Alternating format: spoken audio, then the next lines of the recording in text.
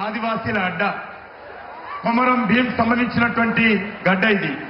కాబట్టి మనమందరం కూడా మరి వీరులకు సంబంధించినటువంటి గడ్డలో పుట్టినాం కాబట్టి మనమందరం కూడా రెండు చేతులు పిడికిలు బిగించి నినాదం ఇవ్వాలి. భారత్ మాతాకి, భారత్ మాతాకి జై శ్రీరామ్, శ్రీవారి రామచంద్ర మహారాజ్ కి, నరేంద్ర మోడీ గారి నాయకత్వం, నరేంద్ర మోడీ గారి నాయకత్వం, భారతీయ జనతా పార్టీ.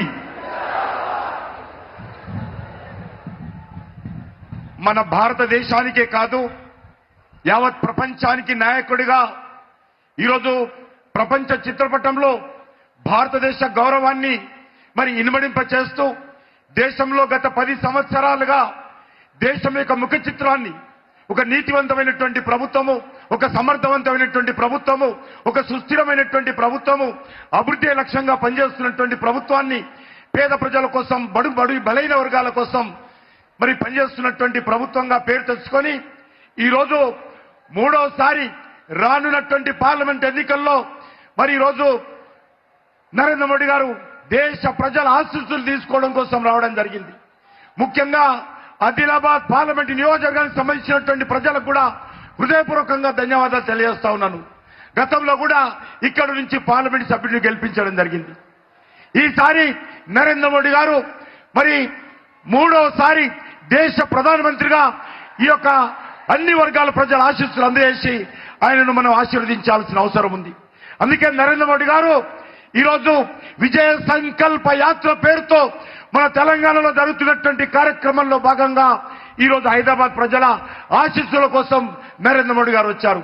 కాబట్టి మనందరం కూడా వారికి హృదయపూర్వకంగా స్వాగతం పలికి రానున్నటువంటి ఎన్నికల్లో భారతీయ జనతా పార్టీని మరి ఈ యొక్క తెలంగాణ రాష్ట్రం నుంచి 17కు 17 సీట్లు గెలిపించాల్సిందిగా నేను ఈ సందర్భంగా కోరుకుంటూ హైదరాబాద్ లో మరి ఉన్నటువంటి ఎంఐఎం సీటును కూడా ఓడించి ఈరోజు భారతీయ జనతా పార్టీ జెండా ఎంఐఎం సీట్లో కూడా గెలిపించాల్సినటువంటి అవసరం ఉందని మనం చేస్తున్నాను.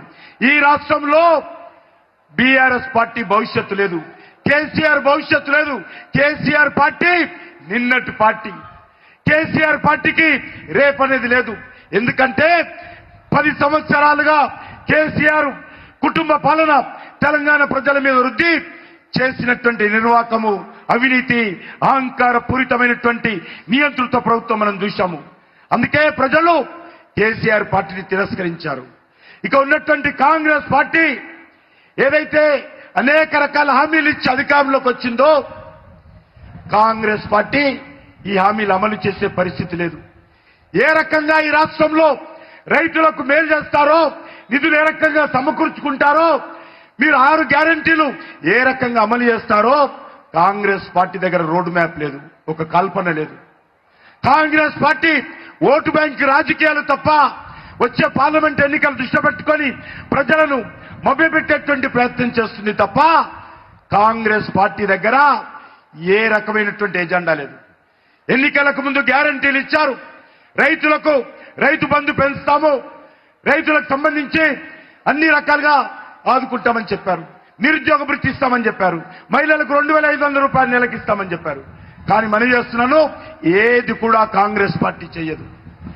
ఈ తెలంగాణ బాగుపడాలంటే, తెలంగాణ మరింతగా ఒక భవ్యమైనటువంటి తెలంగాణగా నిర్మాణం జరగాలంటే వచ్చేటువంటి పార్లమెంట్ ఎన్నికల్లో నరేంద్ర మోడీ గారి నేతృత్వంలో అద్భుతమైనటువంటి మెజార్టీ తెలంగాణలో రావాలి.